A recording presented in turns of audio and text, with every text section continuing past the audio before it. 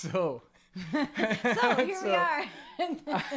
after a long chat, where Lydia Cash is here with us this week, and I'm delighted to have you here. And we were just talking about the fact that the last time we spoke was 2018. 7 years. Which is 7 years ago. Crazy. And it genuinely doesn't feel like that. And we were talking about Past Lives, which was the EP you were doing at the time. Wow, now And that's a past life. Yeah, that ago. is an absolute past life. And it's interesting, right? Because we'll come on to your new music. But I went back and looked at that interview, and I remember you were talking at the time about how you basically wrote that electronically, right? Yes. You wrote it on a laptop with some synths plugins Yep. while you were traveling in Italy. Yep. And like an electronic album, and that was your first EP. And you've certainly sort of moved on since then in terms of style wise. Yes. Yeah. But that was a really fun EP. I mean, It was a great album. You know, we all have to start somewhere. That was, I think starting is really always the hardest part, right? Yeah. And so that was the first thing that I had released, and I learned a lot working on that. And you know, there's things I still think back to that sometimes, and there was this element of play that I was able to sort of hang on to when I was writing that, and just feeling free to like make mistakes. And mostly because I didn't really know what I was doing. There's a lot of freedom in not knowing what you're doing. I think, absolutely. Totally. Yeah. So, you know, trying to hold on to that and just continue, you know, just being in the sandbox for everything I write, and not stressing out too much about, you know, is it going to be perfect or but in terms of style, for sure, I think this has always been sort of a struggle for me, I guess. Like, I love so many different kinds of music. I listen to everything. And people ask me, well, what genre of music do you play? And it's a hard question to answer. And but even more so, it's hard to sort of decide what kind of music I want to play, because I like so many things. And you know, I'll hear an indie rock tune, and then I'm like, wow, that's really cool. I want to be playing stuff like that. And then I'll hear a country song, and I'm like, oh, I love that. And at some point, you kind of have to pick a lane. No, agreed. And plus, everybody, like with music wise, everybody is keen to immediately put everything in a box, right? Absolutely, like, oh, this is Americana, or this is country, or this is whatever. And I think it's like there's a lot of freedom in trying just to say, well, it's not really anything. It's just what comes out. And that's always, you know, when I'm writing, I'm not really thinking like, ooh, okay, I'm gonna be in this genre. I'm just writing whatever I'm feeling in the moment. And then when it comes to production, I'm really just trying to serve the song. Like, what's gonna sound best with this song, with this melody and these lyrics. And but it is interesting when people ask me now what kind of music do I play. I honestly never thought I would be a country artist. And I think I kind of fell into it a little bit, and I love it. Like, I think it fits the through line that I'll say with you from. We talked about this actually. When I was going back reading the last interview we did. Like, I was talking about lyrics, and I was saying from my perspective, what I always really appreciate in a songwriter is someone who's just gonna like lay it bare, right? Like, they're gonna so write your diary, and I'm like, I can't imagine doing that. That must be. Is it sometimes like hard getting up on a stage and saying that stuff out loud to people in an audience? But I think consistently through, you know, from when I first interviewed you with Past Lives and through everything I've listened to recently, that's the through line with you, is just this like honest, like heart on your sleeve approach to the way that you write. I have a your song lyrics. called Heart on My Sleeve. Yeah, It's going to be on the next album. That worked and I out so. love it. I love, like, so honestly, it's writing songs and then singing those songs in front of people is absolutely my favorite thing in the world to do. Yeah. And it's so, the process of writing is so like healing and cathartic for me. And it's, you know, there's a lot of really regimented writers out there and power to them. But for me, it's, I write whenever something hits me. Yeah. And if I'm feeling something, and, you know, if I have a tune in my head, or if I have some words that I'm thinking about, I'll go jot them down. And then, but it's always so exciting. Yeah. Every time it happens, it's like, yeah, here we go again. Yeah. We got a new one. And, but I'm always really careful to not try to force it. I think part of that's just a personal, I don't want to lose the joy that I feel around songwriting. Yeah. So I don't want it to become a job, like a task. or a task. Yeah, I want to keep that, because it's truly my favorite thing to do. It's like, we talked about it last time. It's like the Neil Young approach, right? Like when he talks about, like, I never planned. I'm paraphrasing whatever he said, but it always sticks in my head where he's like, it's not that plan. I don't sit down to write a song. Mm-hmm. Maybe it's something like Ohio or some, you know, where he saw some, but he's like, something will just happen, and whatever I'm doing at that moment in time, I stop. Yep. And I write that down. Yep. And then I know that, like you said, like, oh, here we go. Like, here it comes. Yeah, it's exciting. Yeah. And there's a lot of songwriters I've heard say that, like, say something similar, which is like, I don't know that I fully subscribe to this one. It's like, that's because Scout was pulling those out. Oh, I thought it was the guitar. No. It's just a lot of so lots of posters have just fallen down in the room because we don't have video here. There's a lot of songwriters I've heard say, like, I don't write these. They're like in the air, and I just like pull it down. That's the best analogy. That's interesting to me, because it's like, I don't want it to be, when I hear that, I'm like, yeah, but don't belittle what you do, because the ingredients might be there in the air, but the ingredients aren't the meal, right? So you might pull the ingredients down. Ooh, that's great. That's an even better analogy. Yeah. But then you make it into the meal. Like, that's how I would think about it. But that's very much seems to be where you come from. I think that's perfect. Yeah. And that's it's like, ooh, I get to go cook now. Yeah. It's like I'm a chef. Yeah. It's really fun. And you're sort of, you like dual approach because you're an artist as well. Mm-hmm. So you painting and you make your living from your art as well. And one thing I was going to ask you, we kind of like touched on this earlier, but that's just more typically, like, do you find that you are either inspired to paint or inspired to write, or does it sometimes just all come at once? Like, I would say it's usually one or the other. And lately, like I said earlier, it's been a particularly tough year for me, and I haven't felt super inspired to paint, which is hurting my bank account.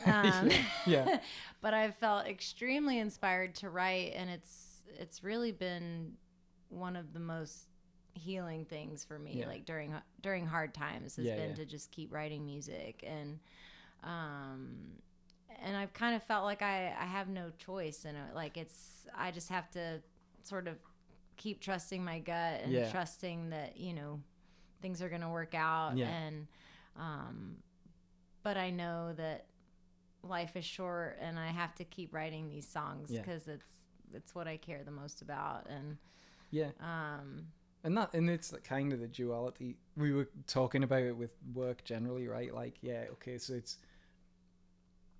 if you can't paint, and I don't think painting's like that for you, but painting is how you make your living. But it's like, you can make the money, or you can feed your soul. I mean, that's a bit of a hippie way of putting it, but like, the not painting hurts your bank account, but the not writing or the writing currently like helps you yeah. Yeah, it helps me process everything that's happening. Yeah, and then getting to go and perform these songs too is equally as healing, I would say. The last time we talked, I wasn't really playing much shows, and that has been so transformative too, like being able to perform live with a band, and just playing music with my friends is the greatest joy in life. Period. Yeah. I think it's so sweet and it's so special. Yeah. And you can see in like anyone who's seen you play, I write this a lot in show reviews. Like when you can see someone on stage who's clearly having a great time, like ideally as good a time as the people in the audience. Hopefully, it's always a good show. Yeah, it always is. And like you might go in there, it might not be your kind of music or anything like that. And we've covered, some shows that normally I wouldn't have gone to but we're covering it for the website, and I go in and I'm like, I don't know. And then you see the artist on stage and they're putting across whatever they've written, and you can tell that they're all in, they're committed to it, and they're up there and they're having a great time, and you're like, oh yeah, okay, you've got me. Like there's a lot of music that I've gone and seen live that I've then ended up buying all of that music that if I'd never seen it live, I wouldn't have done that. Sure. Yeah. It's so special. Yeah, there's truly nothing like it for me. And I think... And I write a lot of really sad songs too, and yet I'm having the time of my life singing these sad songs. And that's what I always... I'm like, oh man, if you've written a sad song... I always wonder this, and I think I asked you it the last time. I probably, in some sense, asked you it a bit earlier. It's not that you're going back to that place on stage every time you sing it, or are you in some sense? Sometimes. Yeah. I think it depends on maybe the day. How I'm feeling. So I get nervous before every show. Yeah. Doesn't matter what show it is, how big it is, I'm always nervous. Yeah. But it's kind of like it's like a roller coaster ride. It's an excited nervous. Yeah. It's a good nervous. But sometimes if I'm really in my head and I'm really nervous, I'm just trying to not forget the words. Yeah. But I would say 90% of the time I am really wanting to fully experience the song when I wrote it and what I was feeling at the time when I wrote it. And that, to me, those are the most fun shows to me, when I'm able to settle in and really just trust myself, trust the band, that we're gonna get through, and it's gonna sound good, and we're all making magic together. I mean, it's fucking cool that we're all up there playing together, and honestly, it's a huge honor too. I still will never get over how amazing it is that people want to play my songs with me. People want to come and it must, I always think about it, I think some people might want to... I mean, we live in a world now where some people just want to be famous for the sake of being famous. And I think some people, I don't think many, maybe become get into music because they want to be famous. But I would hope, in my idealized world, that most people think about it, the way that I would think about it is if I wrote a song and it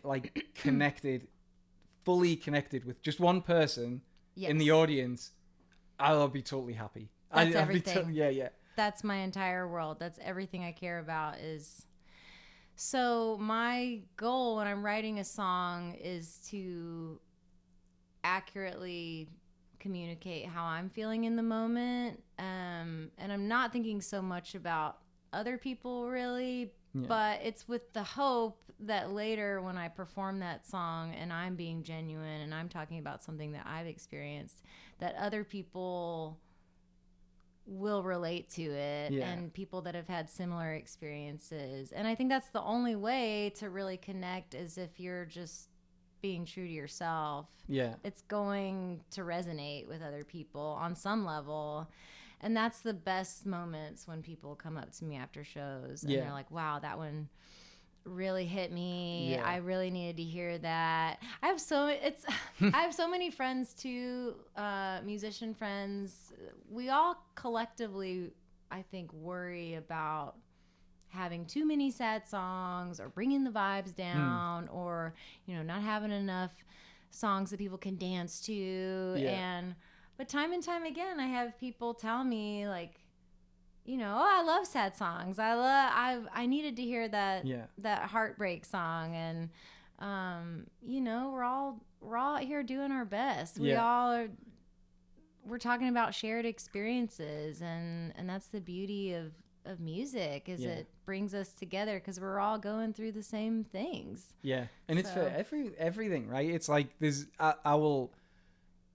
a place for all of it.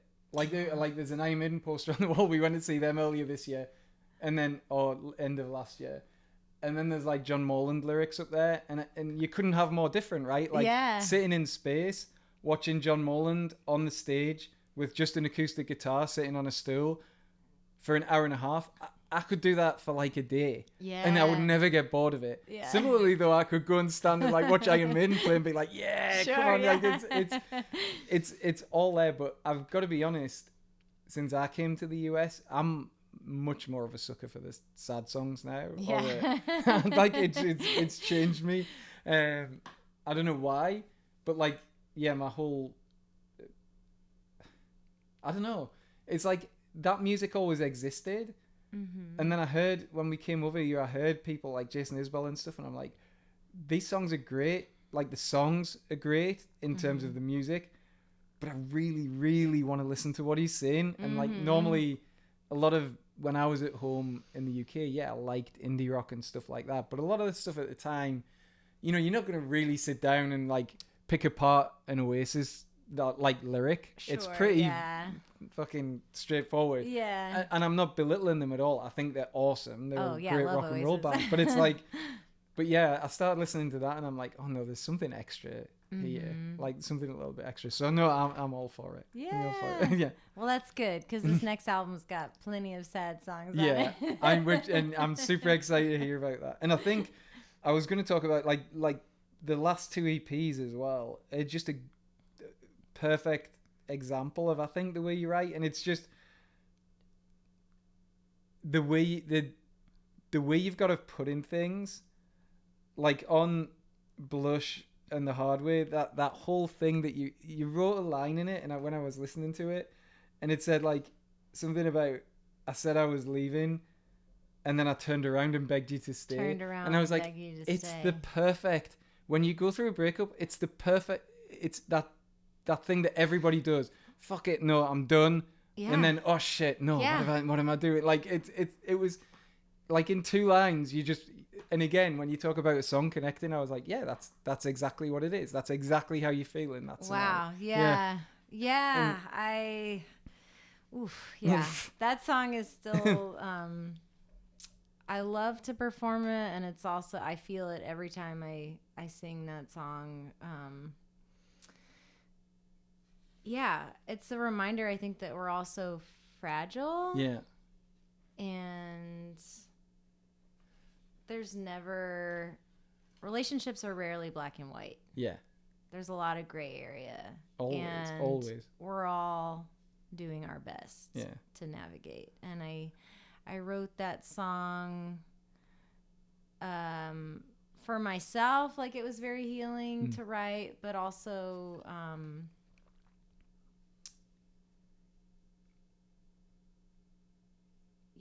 trying to navigate if I was making the right decision, and just a reminder that nothing is ever really clear, I guess. And people, I like people can,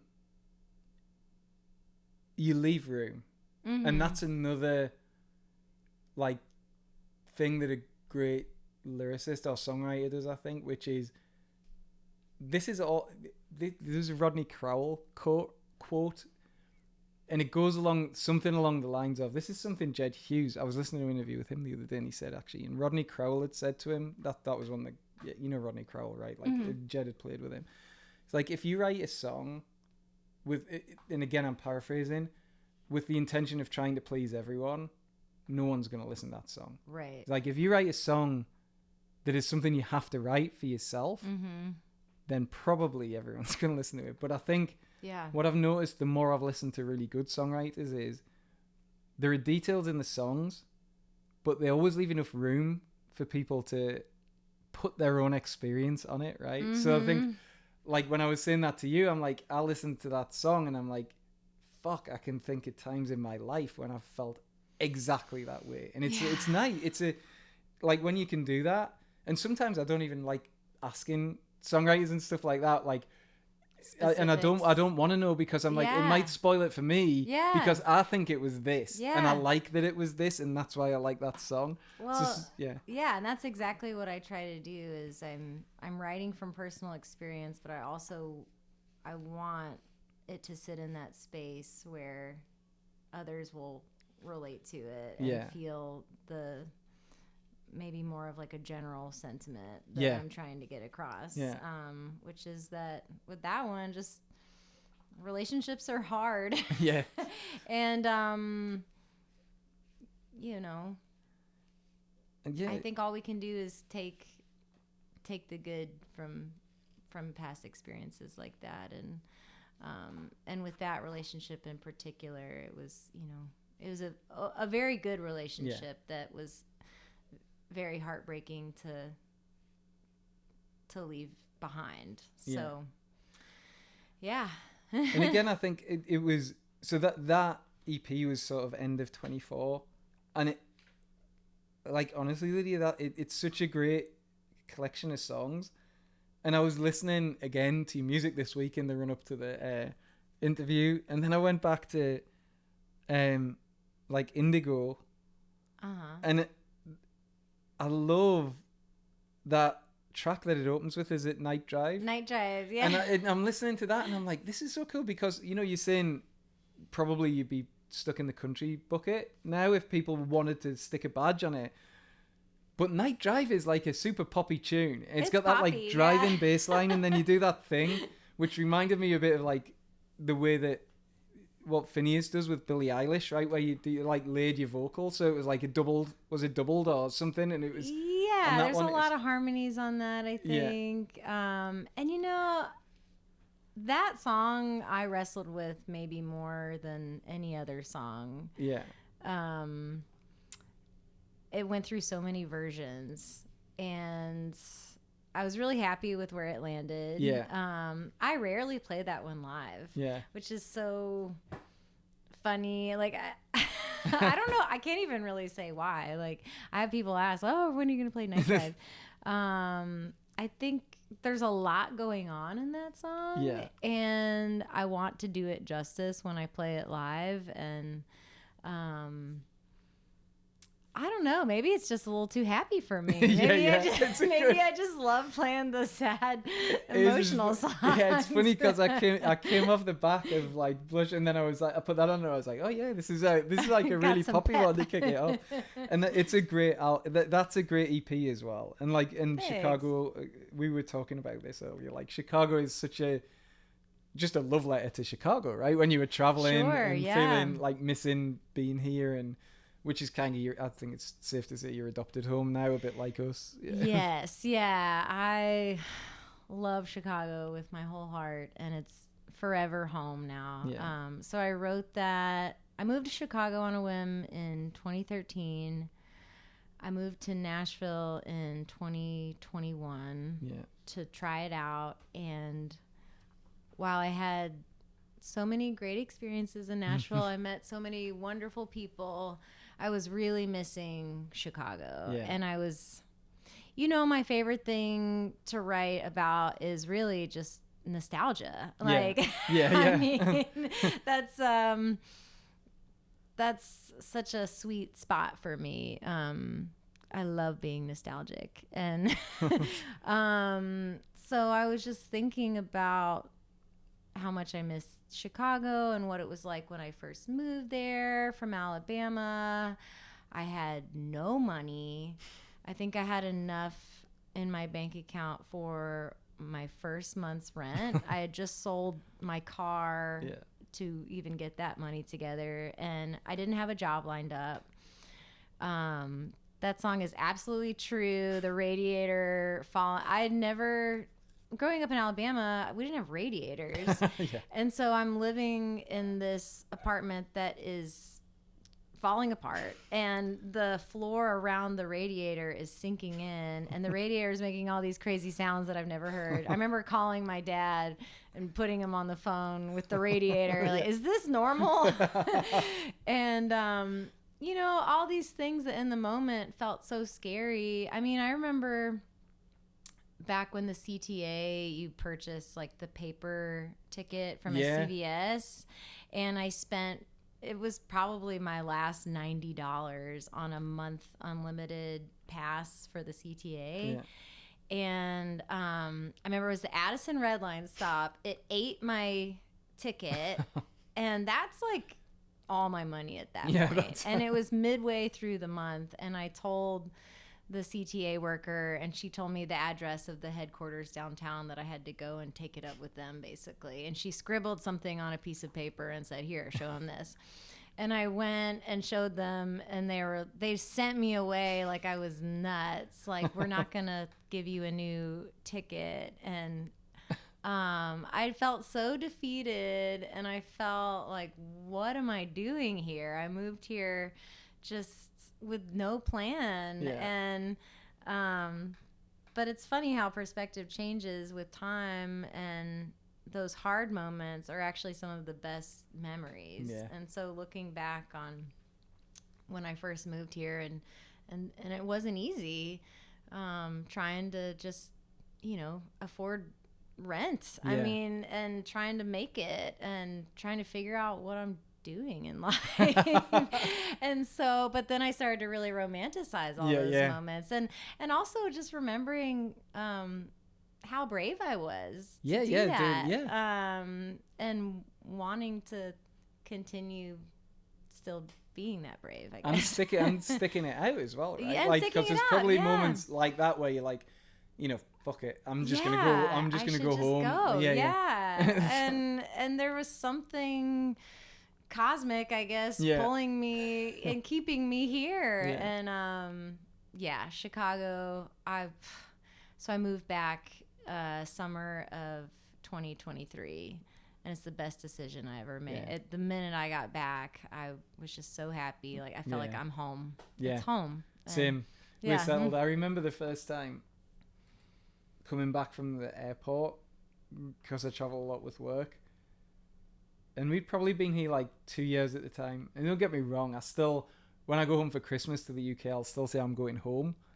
But I remember I was talking to someone in the cab, coming back from O'Hare, and I was on the phone. I can't even remember who I'd have been talking to, and I just saw the city in the skyline, and I was on the phone, and I was like, it's good to be home. And I was like, I've never said that before. And it was like maybe 2 years in, and I was like, okay, we're probably staying here then.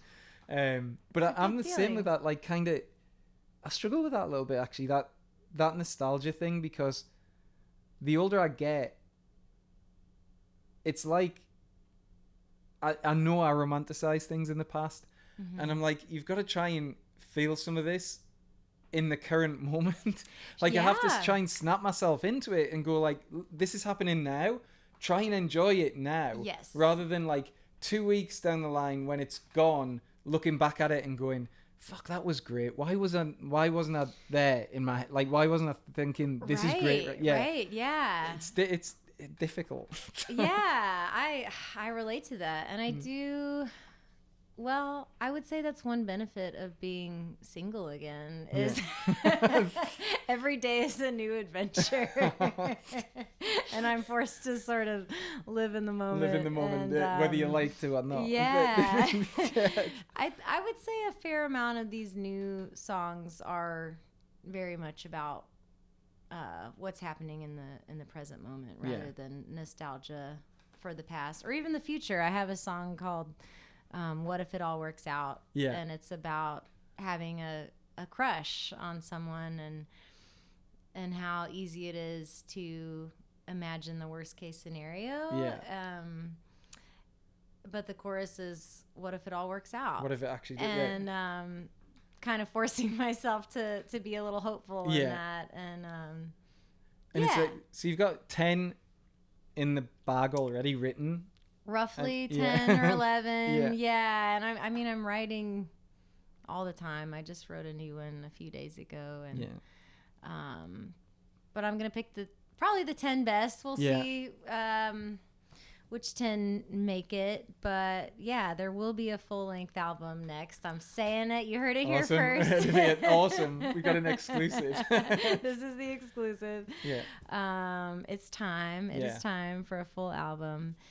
And we talked, because Dream Girl was 2022, That was 2021. 21, Mm-hmm. okay. Yeah. So an album, but still, I mean, that's pretty, like 21, an album. You've done 2 EPs since then. I've been busy. Yeah, you have, and you've put out a lot of music, and then the art in between, which is, it's a lot. Yeah, well, thank you. I don't always feel like I'm doing enough. Yeah. I often feel like I'm not doing enough. But it is nice to have moments to reflect and remember that, I am making a lot of art right now. And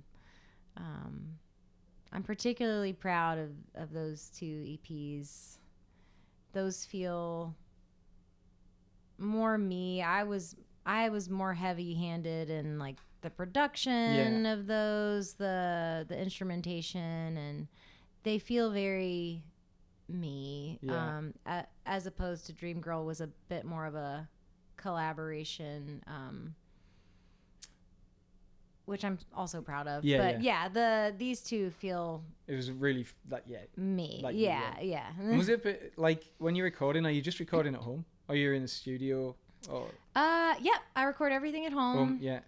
And I think that's part of it too. Well, okay, Dream Girl I recorded in the basement of my friend's home in North Carolina. Yeah, nice. And that was during the pandemic. Okay. And part of it was an excuse to take a trip somewhere. But they had this little country home in a small town it was in Hayesville, North Carolina. Nice. And we could get really loud with the guitar amps, and I could sing really as loud as I want and not disturb neighbors in my apartment. Nice. And it was really fun and exciting to be recording somewhere else. But now I have a nice process for recording, and I engineer myself with my vocals, and I go through and choose my own takes. And I was just talking to a friend about this today, that it's been a long time since I've recorded vocals in a studio. Because for me, vocals are so personal, and I want to play in the sandbox a little. I want to record several takes and go back and listen and decide, okay, what does this line need? Does it need a little more breathiness? Does it need a little more power behind it? Do I need to sound a little angrier? Do I need to sound a little sweeter? And I get really picky about vocals. So it's nice to be able to record at home and take as much time as I want and not feel pressure like I'm on the clock I'm paying at a studio. The production is great. Like, honestly, the last 2 EPs particularly, and then, you mentioned a little bit, you've got a phenomenal group of musicians around you now as well that you're regularly playing with. I think most of the band is the same. And is it the guys that you're playing live with that are recording on the album, like steel and percussion, for example? It's some of both. It's a mix. Yeah. So drums, I think, are the trickiest to record, and so I've turned to a couple different drummers that I know already have really good recording setups. Yeah. And that's Charlie Koltak, who, oh gosh, I hope I don't get this wrong. I think he recorded all the drums for Indigo. And then Tommaso Veronesi, I'm probably butchering his last name. Yeah. He's also a phenomenal drummer and got a great recording setup. So he's recorded a lot of songs. I think all of Blush was him. I could be getting that wrong. There's been some overlap. Yeah. And then I play with two drummers regularly now, Jordan Snow and Nico Ciani. And Nico just recorded these last few tracks with me at a local studio called Ohm. Okay. And his brother engineers for him, Matt Ciani. And I'm in a band with both of them as well called Local Memory. And so, this is all to say it's a really great community of musicians. And we all, so Pedal Steel, Jeff Lyman. Jack's awesome. He's a great friend of mine. And he recorded all over Indigo and Blush just at my house. Yeah. And I just have a real thing for pedal steel. Yeah. I love the sound of it. I love the pedal steel too. And then someone gave me a go. I was like, I can probably, like, I know stringed instruments. Like, I can probably do it. I was like, no, there's no way I can do this and make it sound good. Oh my like, gosh. I still don't understand it. It's a form of wizardry that is way over my head. I mean, Jeff's shown me. Yeah. You're moving your knee. There's knee levers. Yeah, exactly, there's right? Foot pedals. There's the bar. And the tuning isn't even close to a regular guitar tuning. I mean, it honestly is still so mysterious to me, and I kind of want to keep it that way. I know, I agree. It takes a certain type of person to be a pedal steel player, and like the guys who do it do it really well. It's pretty cool. I love it. And I love, lately I've been experimenting with having both pedal steel and a synth player. Yeah. And you know, I like experimenting with Jeff on ways of utilizing the pedal steel that isn't traditional country, like, you know, country. And you still you still have synth. I've actually written down, I can't even remember what it was. Like, I was thinking on one of the songs, I was like, it's not like you're just like, oh, I'm in the country space now, and I'm just, it's, you know, it's going to be pedal steel and whatever. Yeah. There's still synth on the EPs on some of those songs in the background, there's and a it's lot nice. Of synth still. It's like subtle, but it's there, and it like it really adds. Yeah. I like love that. it. Yeah. I love it. I can't, and it, you know, these songs are emotional. Yeah. And I think I'm always just, again, trying to serve the song and what instruments are going to convey the emotion that I'm trying to get across. And again, not trying to pin myself into a certain genre. Yeah. It's fun. It's fun to experiment. And lately I've been doing some power trio shows where it's just guitar, bass, drums, and I love that too. Nice. And you're playing regularly, right? I mean, that's the other thing to mention around the scene in Chicago at the moment. I mean, a lot more space for, like, there's always been room for singer-songwriters, but there's a bit of a country thing going on. I mean, look, we saw you at Stone Jukebox and those guys doing that, Riley Downs and a husband, right? Like they put that on. That's awesome. Like it's great. And like and a lot of that, but I mean, whenever I look at your Instagram, you're going to be playing like 2 or 3 shows in a week. It's been a lot, and it's been so fun. Yeah. I think also because when I was in Nashville for 2 years, it was hard trying to book shows. Yeah. And even, you know, challenging getting a band together. Everybody's so busy. Everybody's got their own projects. And as soon as I moved back to Chicago, things started happening really quickly. And there's such a strong community here that truly supports each other. We want to go out to each other's shows. We want to see each other succeed. It's unlike anything I've experienced in the music industry before. Like, Chicago really is a special place to be a musician right now. I agree. I'm just glad to be a part of it. Honestly, like I think there's something really cool happening right now in Chicago. And you're gonna be part of it. So like I've kept you for a while. Like I honestly, and I mean this, I can't wait to hear what you come up with for the album. Thanks. Like based on the last 2 EPs, it's gonna be great.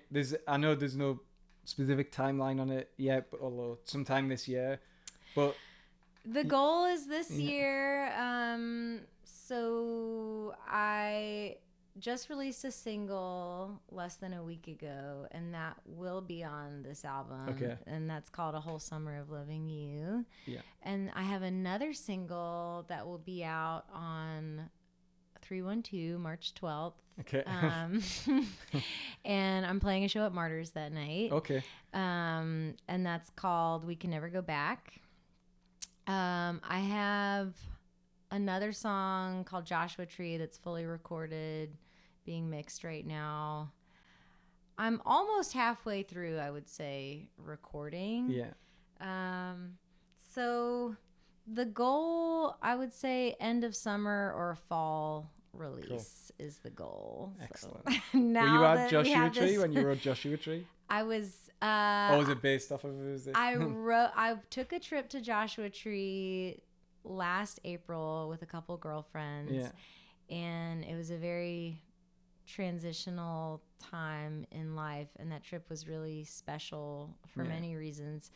And when I got back, I just kept wanting to go back there, even mentally, just to that headspace of when I was there, and I felt like it was a marker, like a fresh start for me. And so I had to write a song about it, and I can play that one today. Like, oh yeah, that'll be awesome. Yeah. It's one of the most amazing.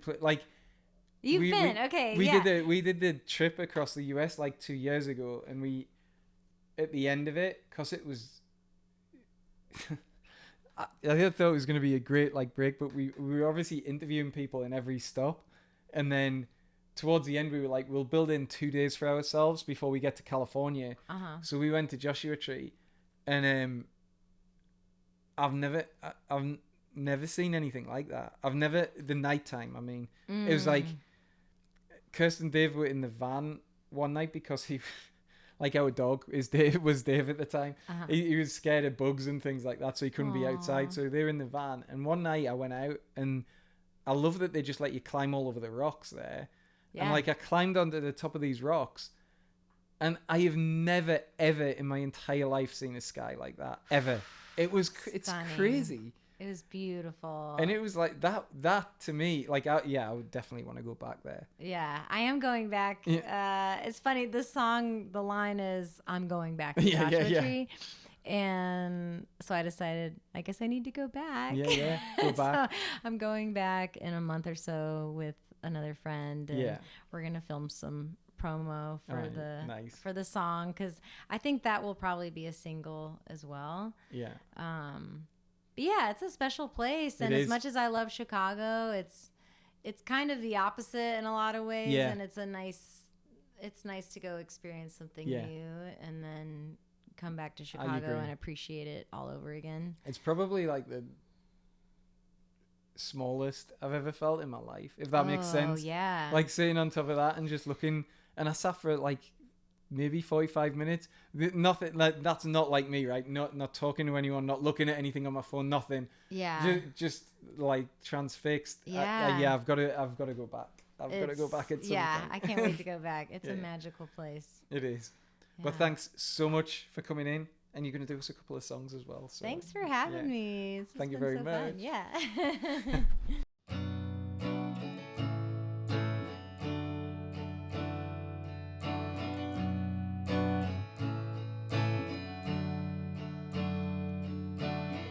I'm going back to Joshua Tree.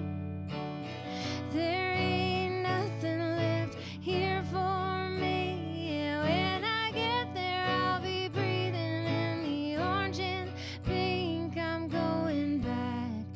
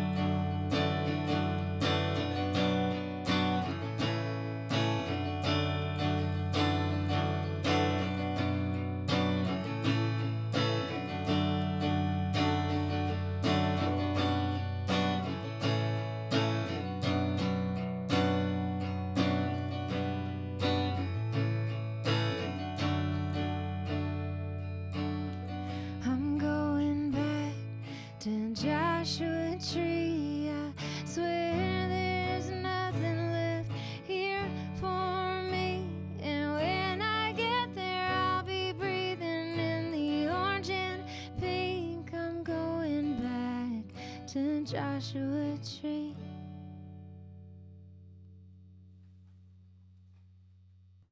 All right, yeah, this is the single I just released called A Whole Summer of Loving You.